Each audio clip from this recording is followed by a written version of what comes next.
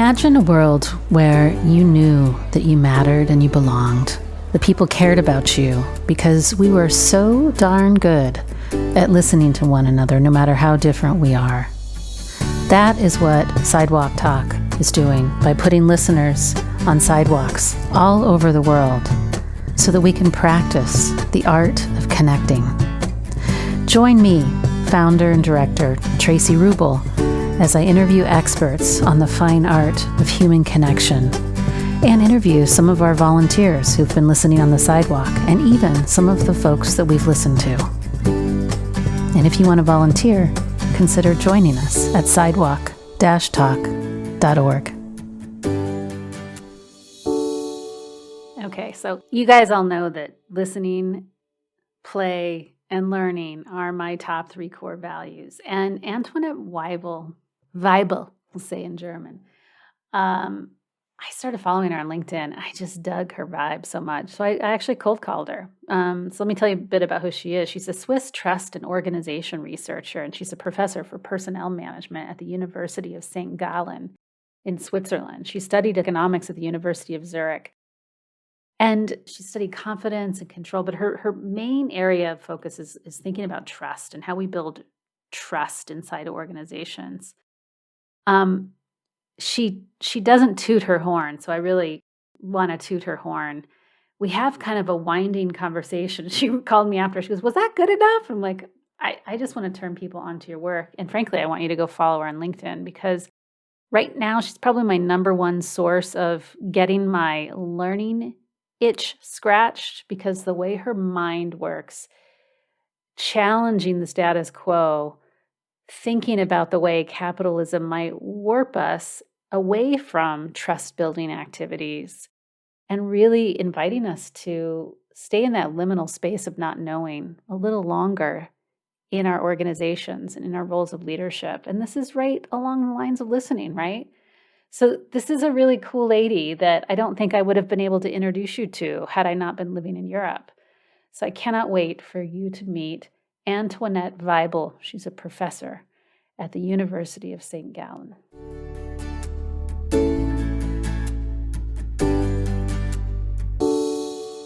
All right, Antoinette Weibel. I've been kind of stalking you on LinkedIn, and I was a little intimidated to reach out to you because I'm really a novice when it comes to leadership. I think I've always had a natural kind of lean in kind of style, but you post so many interesting things about leadership and trust, and you're a researcher. And so I just had to talk to you and learn more from you. Tell me a little bit about how you even got into, I want to know you as a human before your research, how you even got into studying this stuff that you're studying. Well, I think you always study the things you can't do very well yourself. So I am good at trusting, but I'm also kind of shy to really be vulnerable. So that may be one thing. So you always kind of go into a place where maybe not your natural comfort zone is completely there. So that was one thing. And the other thing was I wanted to study power. But then somebody told me that's far too difficult. Why don't you study trust? Which then turned out to be as complicated as power, but made much more fun to study. That is so cool. I'm glad I asked you this question. Maybe we should just do a side project on power sometime, because I'm constantly consuming things in the field of psychoanalysts and psychotherapy on power. It's fascinating, fascinating. Yeah. So what has been the most surprising thing that you've discovered in your journey of studying trust in organizations and leadership? I'm curious, like the one that the few that stand out that went, whoa, that's not what I was expecting. Well, first of all, but that's maybe a little bit naive, because I'm coming from Switzerland and we are so-called a high trust country. So we very quickly don't say trust and verify, but we believe that people offer their services. There will be honest people and everything will turn out fine. So what I was really amazed at is how little trust we find in organizations. And what I found even more amazing, how difficult it seems to be for leaders to trust their employees, which I find in a way strange, because coming back to power, they're the more powerful in the relationship, And you would think it shouldn't be so difficult for them to let down their guard a little bit and do this first step and start trusting. So that was amazing to me. What is that? My therapist brain goes on and is like, what is going on in the psychology of that leader? For me, I love to sort of give people permission and see what they create with whatever they're given. But I get that that's not true for all leaders. What is actually happening there? Why is that so, do you think? Well, there are probably a number of explanations. One you have already given. Some people just find it easy to trust. So they have a naturally disposition to trust, and they will trust wherever they are, even if they are in companies, more easily. So that's one thing. And we might have picked a lot of leaders which don't find it so easy. I mean, you have probably heard about it, that we discussed that we always come up with these overconfident males as leaders and narcissists. So these are all people which are not as easily trusting. So that could be one explanation. And then, of course, if you have a number of other leaders in your organizations which are also not trusting, then it's not normal. So you stick your neck out if you're the person who is trying to give trust to your team. So that's another explanation I find helpful. And the last one has something to do with where I am a professor with the business schools, because we have been teaching in the last 30 years that it's better to think cautiously and to assume that other people are jerks, opportunists, self-interested, people who wouldn't work if you don't pay them enough money for it. So I guess this kind of ideology has also very strongly gone into organizations and has made it more difficult as well. But I'm sure as a psychotherapist, you have even different explanations. I'm not so good in looking at the deeper psychological areas that Brené Brown is, for instance, looking at. That of course are different explanations, that you are fearful and have shame and all that kind of things. Yeah. Well, I think what you just said at the end there, though, was kind of fascinating, because what you're saying is we're teaching people in business school potentially to be mistrusting, that somehow the culture of our training is setting Okay. people up. It's, in California, we call it the CYA effect, which is the cover your ass effect. Yeah. You want to make sure. And you know what, to be honest, when I first started Sidewalk Talk, I was more trusting. And then as the years have gone by, I've been less trusting, because I've gotten to experience bad actors, if you will, right, along the way. And at the same time, one of somebody from nonviolent communication that I really admire, her name is Mickey Cashton. She talks about, hey, look, you cannot organize your life around the few bad actors. Yeah. It's better to organize your life around what is actually more common, which is most people are pretty darn generous. And then if the bad stuff happens, it happens. So I think I'm back to trusting again after sort of studying Mickey's work. Clever lady. And I mean, that's the same what we would say in trust research. It's good to start with a bias towards trust, which doesn't mean you have to trust forever, because of course, if you find out that the other person is not paying back your trust, then it wouldn't be very wise to keep on trusting. But always better start with that bias. And if you think about that, I really believe we have taken that principle out of organizations, not only by teaching managers to start with a bias in the opposite directions, with a bias to distrust, but also by all the instruments we're using in organizations. For instance, we're using pay for performance, very, very strong bonus systems, because we believe otherwise people will not do anything. Well, of course, if you always have these bonus systems, it's also hard for you to find out that people would work also without bonuses, just for a good pay and without having carrots in front of them, for instance. So we have created not only the managers, which we have imbued with these ideologies, but also systems which can really place a premise on distrust. And I think that's a big part of the explanation. Gosh, this is just so. I used to sell software in the Silicon Valley, and so half of my income was based on bonus. And the impact on my mental health, because there was always this pressure to achieve the bonus, And it felt very dehumanizing. And frankly, there was one quarter where I had far achieved my bonus that I'm like, well, since I get paid this way, I'm going to try to delay payment on this other deal until next quarter. Yeah, yeah. So, and then we can show that empirically, all what you kind of have experienced. We can show that with many, many studies that this is happening.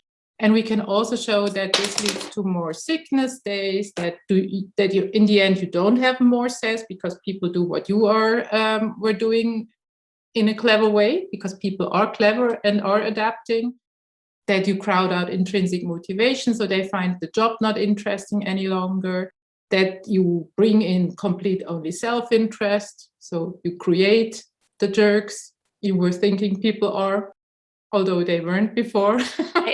That's exactly right, though. You create the jerks. And I think what you'd said at the top of the interview, which was, if we set up the culture this way, and I've said this for a while, I'm thinking about politics now, and I'm from the US, and I was a political science major undergrad. So I'm always thinking about what gets us to elect certain kinds of leaders. And some of this that you're describing has us idealize these certain characteristics, like a narcissist that might not be incredibly trusting, right? I've also been very fascinated by, and I don't know if you can speak to this idea of social trust, but it just seems like all these little things are chipping away at our sense of trust in each other, you know? Well, I think this is a process that started probably 25 years ago. I can remember there was a sociologist who wrote about the corrosion of character, which again comes back to these new type of workplaces we have ever since, where you have a lot of stress and you're only temporarily employed and you're just an instrument, you're a resource, a human resource, but still a resource. So that starts to leave people in a way stranded. And I think with much less intrinsic motivation, probably also with much less moral orientation, because you don't have the time to develop that. You are not given the space to develop that. And that, of course, in my opinion, opens a lot of possibilities. I just posted an article on the weekend I found on toxic leaders, and they were finding out that people which are high on uncertainty will mainly run after toxic leaders. Now, why would people be high on uncertainty? Yes, because we have kept them as children or made them back to children through our workplaces. I mean, that might be a little bit a strong hypothesis, but I'm quite sure that this has something to do with. It's very psychological. It's saying, what I hear you saying is, if we're high anxiety, we don't have a lot of internal security, then we're going to look for leaders that look like a mother or a father, that seem really high security. But oftentimes those leaders that are very concrete, that think they know it all, are oftentimes not as collaborative, are low trust. Yeah. This is a great connection. I love it. Hey, you know what I just realized as we're talking? Why don't we define the word trust? Yeah, How would you define it? Okay. I give you first a quote I always like, because it's not by a psychologist or an economist. I'm an economist by training. So it's by Henri Louis Mencken. I think he's an American, isn't he? So he said, trust is when you believe that a man is telling you the truth, even if you know that you would lie if you were in his place.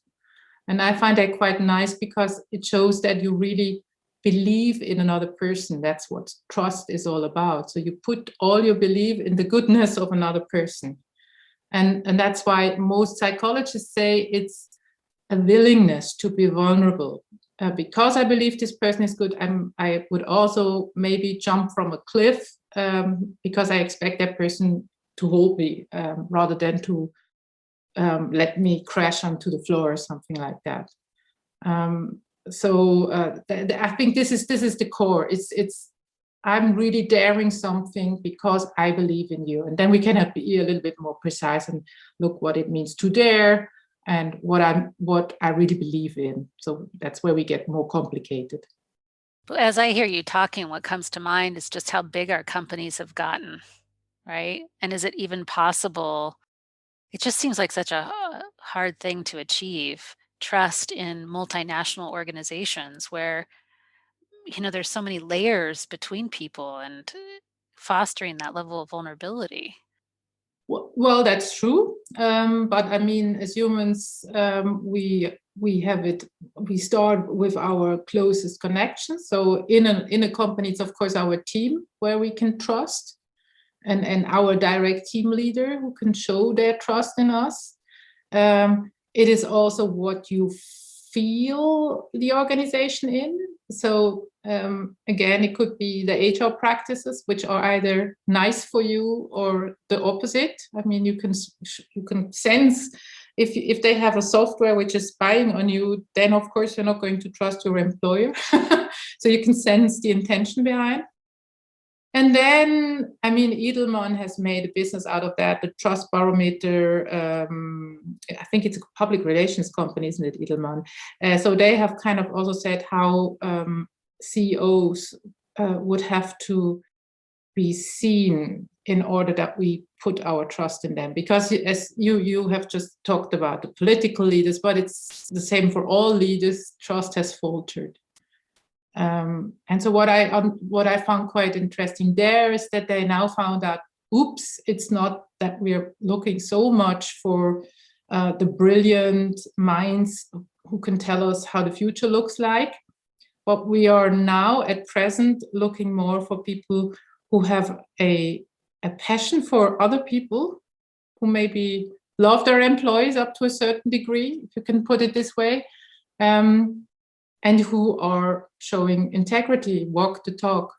And I think we also know why this is the case, because we've missed that in the last 10 years. Let's be a little bit not political here.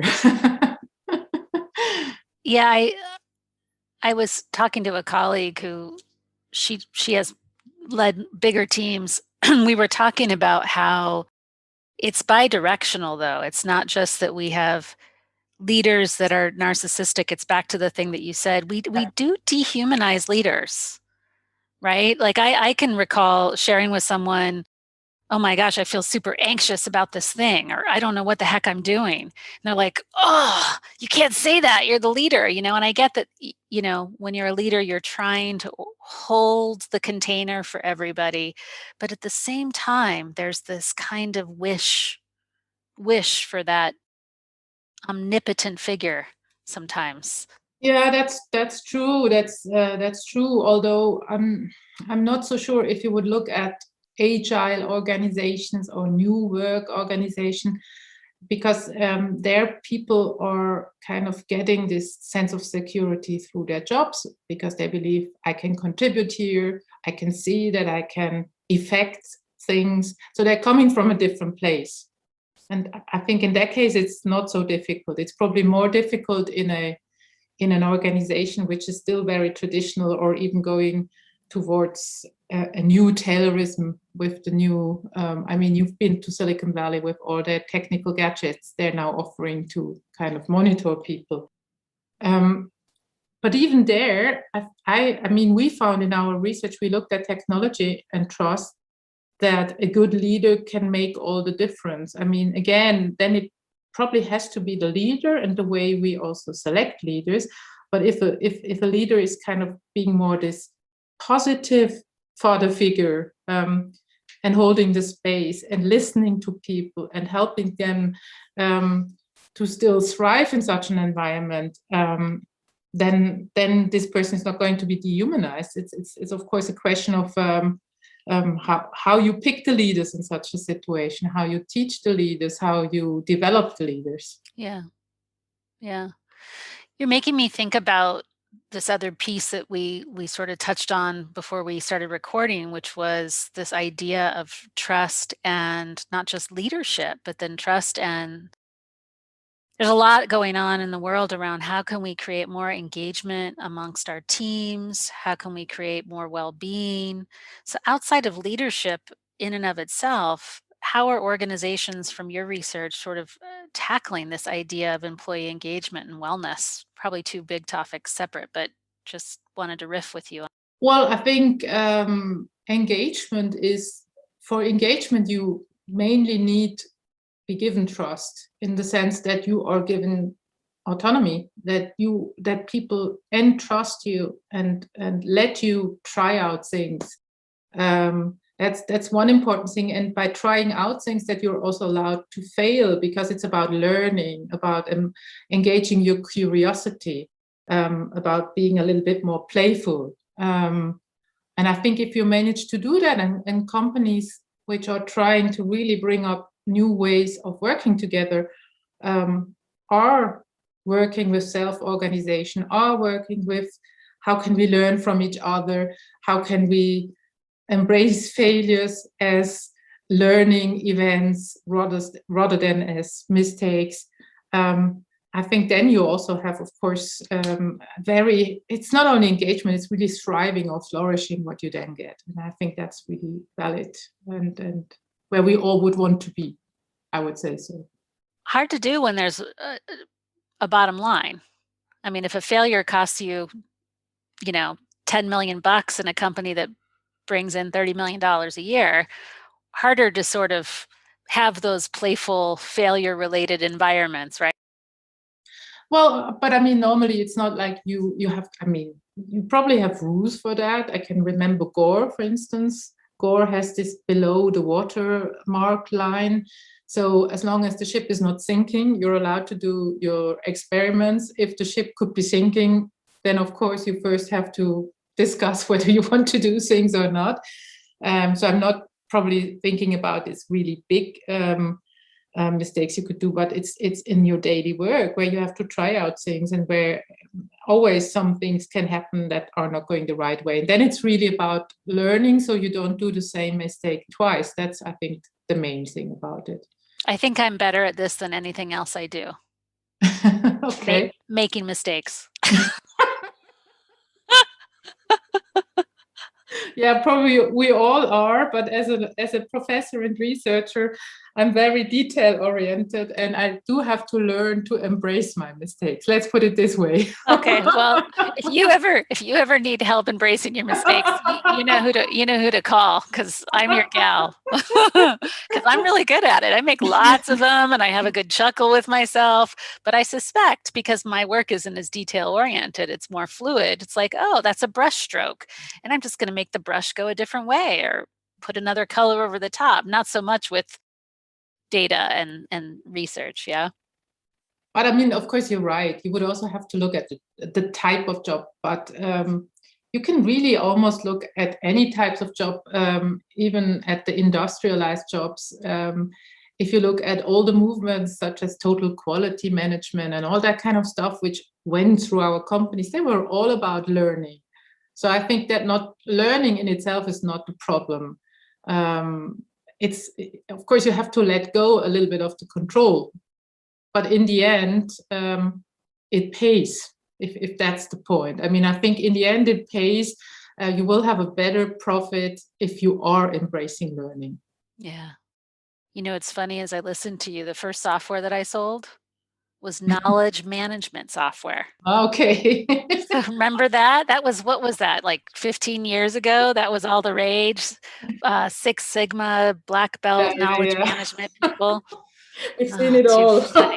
I know. I bet you have. So I'm curious, as you bring this into because you're not only a researcher, but you're living and breathing in an institution. I mean, This is all happening while you are a leader and being led. Yeah. And so as you think about some of these principles, which ones have really contributed to your own well-being, to the well-being of those around you, to your team? Where have you actually seen some stories of where the research really bears out in your own life? Well, I think what we have talked about, what is really helping people to thrive, that you give them their own can be a big space where they can develop, that you are engaging in a positive feedback and in a learning cycle. Also trust in the sense that we like each other, that we share emotions, that we have fun with each other. That at least was always the best way for my team to come up with ideas, to come up with good research, and to have a nice time together. So if I take the position of a middle leader, which I probably am, I find it easy to do that for my team.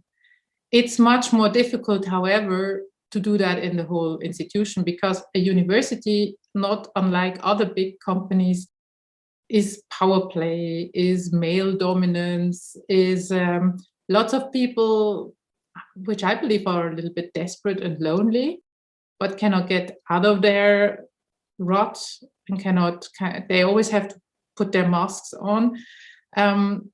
So in that sense, I think the real art would be, and I have to admit, I probably haven't mastered that myself, is to really bridge across peers, but also in the university, you don't have very steep hierarchies, but still to bridge and to be able to bring that spirit also to other levels where power plays are more prominent. I find that difficult, and the thing probably because I find it difficult is because I can shy away from it, because a university professor doesn't have to engage. Yeah, it's a nice add-on, but it's not like it's not the same. I mean, if I was in an organization and I had to do this traditional career, it would look very differently, wouldn't it? Yeah. So it's a little bit like, I can choose my own team. I have a great atmosphere there. I can craft it. If with the other professors, it's difficult. Well, okay, there are not so many occasions where we have to cooperate. Yeah. You brought something up, and I was speaking to another researcher in the US, and we were talking about how so often different, more psychological, but how often health is defined by the narrative of the male, which tends to be stoic, hyper rational, intellectual, and you're describing that in a university setting, and I'm just mashing up a bunch of different little pieces, and that when we don't feel like we can be vulnerable, when we have identified, because I think women can be male, like I have identified with the masculine parts of me too, that when I'm not feeling secure enough to be vulnerable, then that's when we go for status over belonging. Yeah. And that seems to be sometimes, when we're all scrambling for status, I have to believe that interrupts trust. It does, but I mean, you were also asking about my experiences. I find it incredibly difficult to break through these power and mask plays kind of we have on. Even though I believe I'm still a very open person and I managed to show my vulnerability, but that's not enough.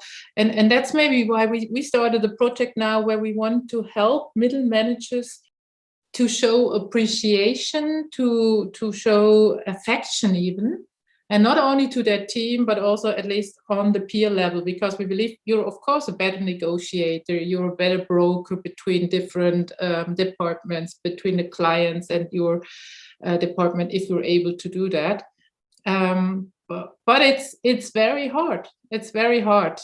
And it is, I'm really curious how many men are going to take our programs because it might be a little bit harder for men. Yeah, I hear you. And one of my favorite, I work with a lot of men in my practice, and there's something about how I'm a good mistake maker, I said. So when I approach men, I also don't have them feel like they have to do emotions right. I'm like, no, just make a bunch of mistakes doing the emotions with me, right? Let's just make mistakes. And they're like, oh my God, it's such a relief. And I love it because they come in and they don't feel so scared and like they're going to be picked on because they don't have the same emotional vocabulary that frankly my gender training afforded me with, So I'm finding that a lot of men, I'm lucky because I was, a born and raised Californian, and especially for these younger men, I'm finding they have so much emotional intelligence, so much capacity to be vulnerable. But other generations, it's not that they're narcissists or jerks, it's that they really didn't ever get the training. Yeah, you're right. And I find that's another thing we can contribute in education, in training. You're doing that in therapy, but I think giving people the vocabulary is already a good start. And you can give them the vocabulary for trust, but also for emotions. And I think that's really important. Just that you are getting a little bit more secure and really can start with the small stuff. I mean, I believe what you're doing, the listening, that's already quite hard. But saying thank you, for instance, that cannot be that hard. So we just have to find out, how can I say thank you in a way that feels right to me and that I'm remembered, that I do that from time to time. You know what was really interesting around this listening thing? I once took a team out to the sidewalk of men and women. Mm-hmm. And that was interesting because it felt like a safer way for men and women to sort of be vulnerable together in the same corporate team. It was a team from SAP, Mm-hmm. actually. And there's no risk because they're listening to somebody who's a stranger, who's not from their place of work. And then they were able to dialogue afterwards in a way that felt less risky because they were talking about the experience. Yeah. And I could see all the learning that was happening in the debrief after, right? When they were talking about, what was it like to engage with that human and what came up inside of you? And some people were like, I don't even know how to track what comes up inside of me. But they're learning that from hearing other people talk about it. And I thought that was kind of interesting. Yeah, that's a really, really nice way to, because I think that's also, you then realize how gratifying it can be to you. It loses a little bit of this risky, I don't know what's coming out of that, if I'm not able to listen perfectly or whatever. So great, good idea. It was lucky we didn't go out and choose it.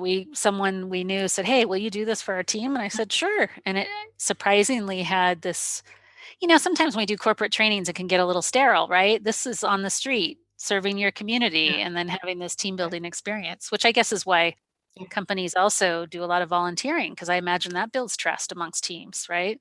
Yes, but I think what you were doing there is building more, again, also intrinsic motivation, because you do something for the greater good. You feel that you're able to do that. You learn something new, and then that makes it probably easier for you to use that in the companies as well. And then, of course, you start building trust. I think it's essential for building trust that you're also able to listen. Yeah. I mean, it sounds so easy, but I mean that is one of the most essential points, isn't it? You said, if I had my husband here right now, he would tell you that I'm a terrible listener. I teach what I most need to learn. We talked about that already. Same for me. Oh, man. So one other question that I wanted to ask you, in terms of where you hope the workplace goes, based on your research and just based on what's happening in our society, what are you hoping begins to shift? And I get it might be a recap of some of the things we've covered, but the things that you really see stand out. Yeah, I mean, something what you are doing and others of this really new movements, I think give me a lot of hope. I think we are in a time when we realize we cannot go on like we were in the last 25 years. And I believe that we now understand that listening, for instance, is very important, that trust is something we should rebuild, because otherwise our societies will fall apart. And that we all want to be, if we have a choice of thriving or suffering, each of us would rather be thriving than suffering. And I hope that more and more organizations take that on board. And if not, that at least that people have the choice between those organizations which have understood it and took it on board, and don't have to work with these others which are suffering machines, in my opinion. So I am suffering machines. Hopeful. I love that. Yeah. But it's, I mean, if you think about it, we have built suffering machines, and it's also, who has given us the right to create suffering machines? I mean, it's also an ethical question. I can't remember or I can't think of any reason why we should be able to do that, even if it was for the profit. It's just inherently bad to make individuals suffer. Wow, that was profound. I realize I have one more question before I'm going to let you go. If you were to consult me, you were to consult a leader down the street, a leader in your town, and he or she said, "I want to do a better job cultivating trust."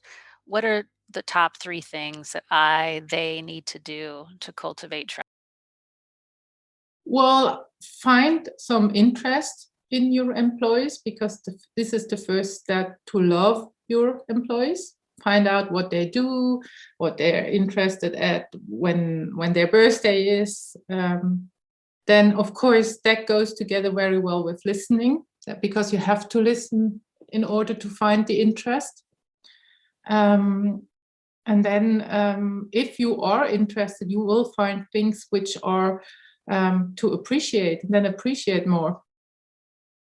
I think if you manage to have an interest, to listen, and to appreciate, you're already a very big step towards trusting yourself, but also being trusted more. Beautiful. Well said. Well, I told you that we had this little ritual, Antoinette, how we say goodbye, which is that I get out of the way and let you offer words of wisdom or a wish to those folks here at Sidewalk Talk that listen on the sidewalk. What would you want to say to them without me in the way?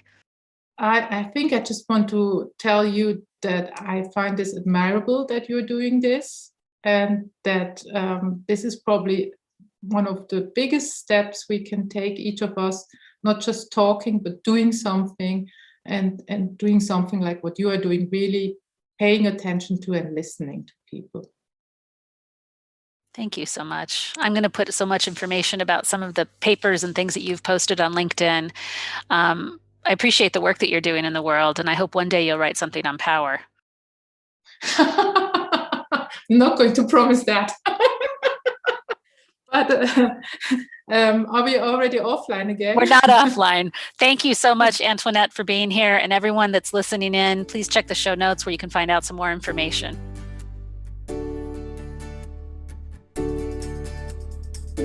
Thank you for being here and listening to this episode of the Sidewalk Talk podcast. If you like what you heard, tell your friends, tell your family, like and comment on the podcast publisher that you're listening from, and subscribe.